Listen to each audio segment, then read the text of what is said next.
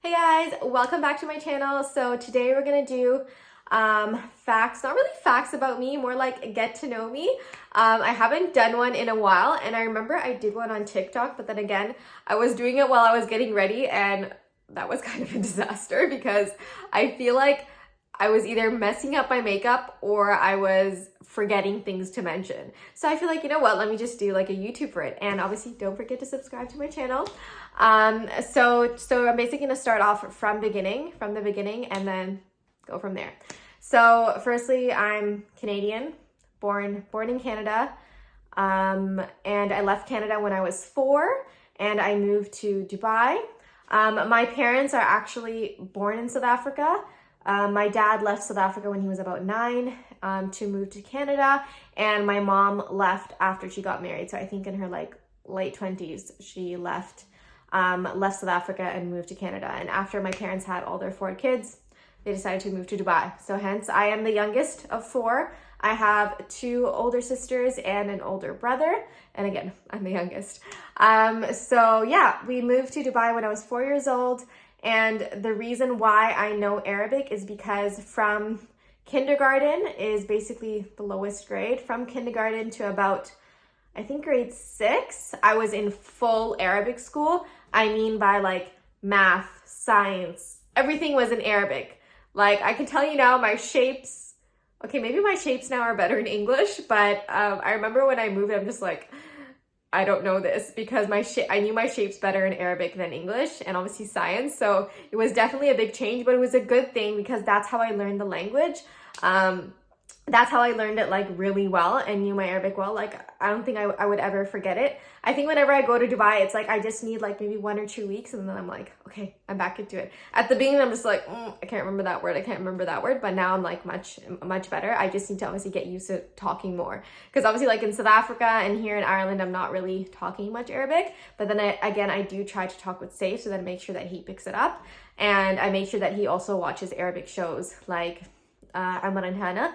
It comes in Arabic, and I think it's probably like the best one that I like. And then I think there's also Hudhud. It's also a good Islamic Arabic show. And then obviously for English, he watches Miss Rachel because it's he learns a lot from it. But yeah, so left Canada when I was 4. I moved to Dubai again till grade 7. I was schooled in full Arabic, and then we moved to obviously an international school, international Islamic school. And then obviously I was there till grade 11. And yes, I graduated when I was grade 11. I left from grade 11. I didn't do grade 12. I know a lot of people were like, how did you not do grade 12? How did you go to university? And then after that, I left, I think I left Dubai when I was like 18. Yeah, I left Dubai when I was 18 and I moved to Australia to study. And Australia took IGCSE, which is what I did for grade 10 and 11. I did my IGCSEs and they took me from grade 11. I went into the foundation program, which is a year. And I basically only did around like, I think I did like a few months or so or more than that. And then after that, we moved to South Africa to finish off because the Cairo degree is much better in South Africa compared to Australia. And when I actually went there, like when my siblings and my brother were comparing it, they were like, it's much more harder in South Africa. It's much more detailed. So in a way, it was a good thing because obviously you learn more and obviously you know more, you know? So that was a good thing. And then, yeah, I moved to South Africa and then I got married when I was in 3rd year. It's kind of like a 6 to 7 year course, depending on when you finish your master's. Yeah, I got married in my 3rd year and yeah, and I managed pretty well. I think I was just like the type of person that, I don't know, I feel like I could manage my time well.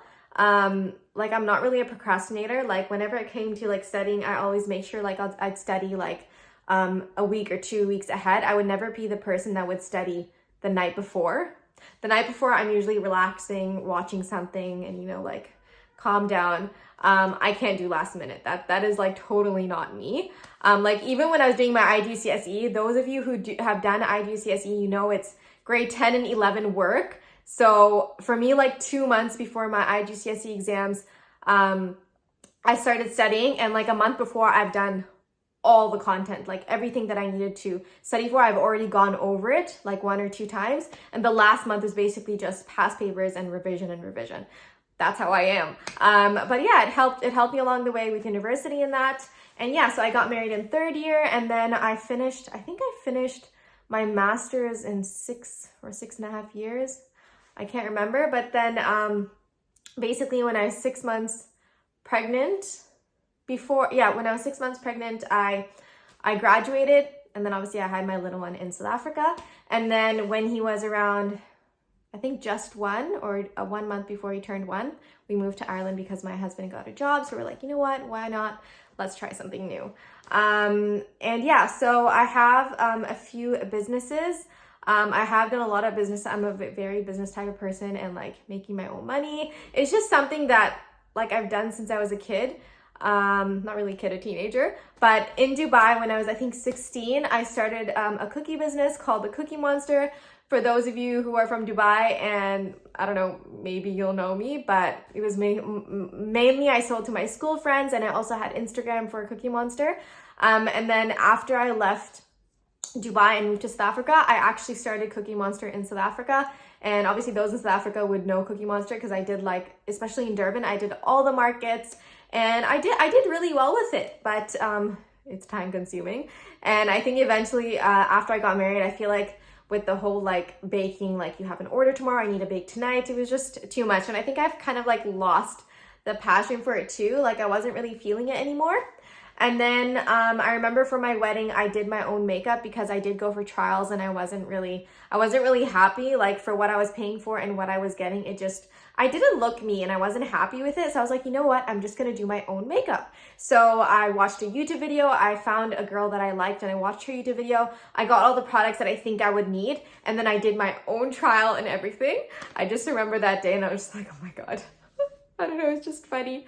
But yeah, so I did my own trial, like, okay, I love this look, I'm doing this for my wedding. So I did it for my wedding, and like on my wedding, I did have my wedding in Dubai, my wedding and henna in Dubai. And I also had a few functions in South Africa for obviously because my husband is South African, for his family and my family. My family flew down for some of the functions. But yeah, so at the wedding, people were like, oh my God, I like your makeup. Who did your makeup? And blah, blah, blah. And I was like, I did it. So I feel like from there, I was just like, you know what? Why don't I start like doing makeup for people? Because I do really enjoy it. So I think from like my first year of being married, I started doing makeup for people. Obviously it took time to take off because obviously people need to see you doing other people. And slowly, I think from the second year, I started getting like really busy. So like on weekends, I would be really busy. If there's like a lot of weddings, it would be crazy. Like some days I'll have like up to 5 to 10 people. It was hectic, but like I enjoyed it. And then I think once COVID hit, it killed it. It killed it for the makeup business. So that was a bit like disheartening in that, but like I think from then it kind of like phased off, and I was like, okay, I'm kind of over this now. And also especially after, no, I think because of COVID I just stopped, because then it was just like too much risk, and you're like really close up with people, and they have to take off their mask to do their makeup when you're doing their actual face. So I think I was doing like less. I was hardly doing it even in COVID. And then during COVID, like, I don't know, I feel like I've always wanted to start my own clothing line. So the one day we're just like, you know what, let's do something else, you know? And then they're like, you know what, why don't you just start it? Like nobody's stopping you, just start it. So then I started my own brand. It's called Iman K. It's a modest clothing brand. At first we started off with like very simple things like burqas and I think like satin dresses and like neck cover pieces and that. And it started off really well. Like even though it was like level 4 or level 3, I can't remember, but it was the first year of COVID or the second year. Oh my God, I can't even remember that. But yeah, I think we were in level 4. So I think it was in the first year of COVID by the middle of it, we started our clothing business, and it started off really well. So we kept on doing it and promoting it, and eventually we started doing clothing. We got into clothing, and I did really enjoy it. Yes, it's really stressful. Everybody thinks having your own business is fun. It's a full-time job, like literally. And because I was done, yeah, I was basically done with most of my masters. I was just getting it done slowly.